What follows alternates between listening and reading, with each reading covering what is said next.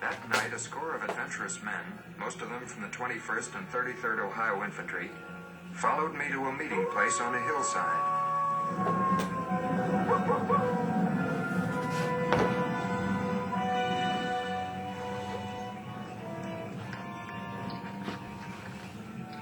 Good evening, gentlemen. Good evening. All here, Mr. Andrews.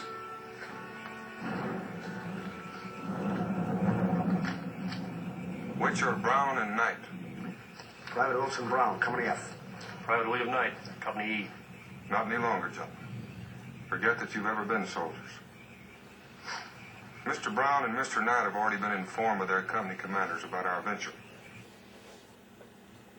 We can't get along without them.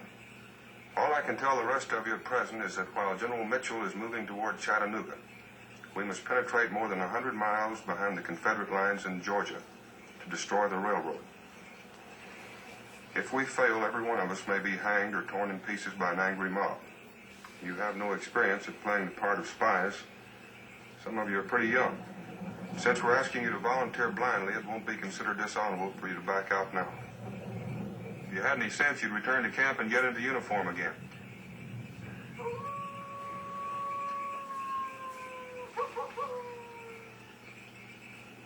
Good. You're the men for me.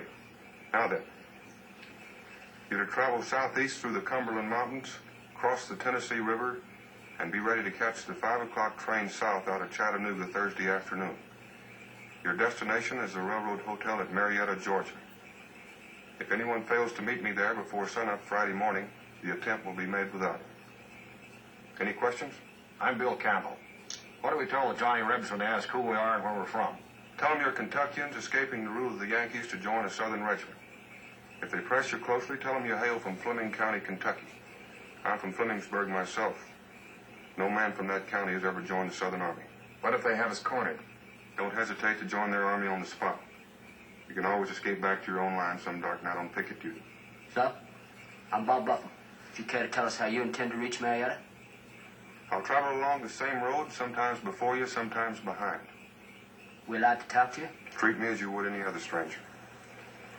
As for you, Mr. Buffum, it might be wiser if you didn't speak at all. I've never met a Kentuckian so plainly from Massachusetts. Do you have your pistols? Keep them hidden. In this business, you never fight unless you've failed. And we aren't going to fail. Nothing can stop us. Nothing.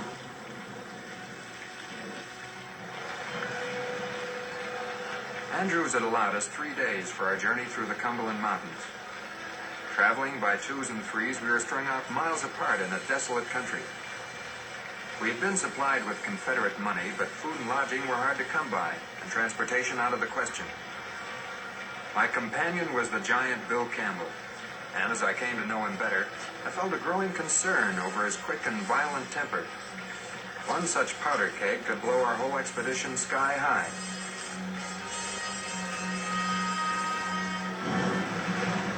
We reached the Tennessee River on time, only to find it impassable.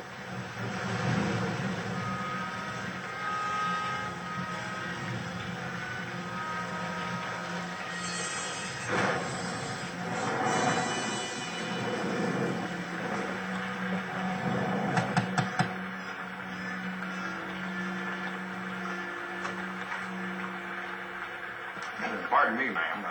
Do you know the whereabouts of the ferryman? Home, like enough. But he won't chance it across before morning. The river's full up mighty angry. Could you put us up for the night? Where are you from? Flemingsburg, Kentucky. Well, the inn is pretty full. We can pay double. Well, they're from Flemingsburg, too.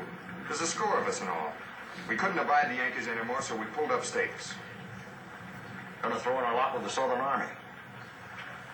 Well, come in, all of you. It won't cost you a cent.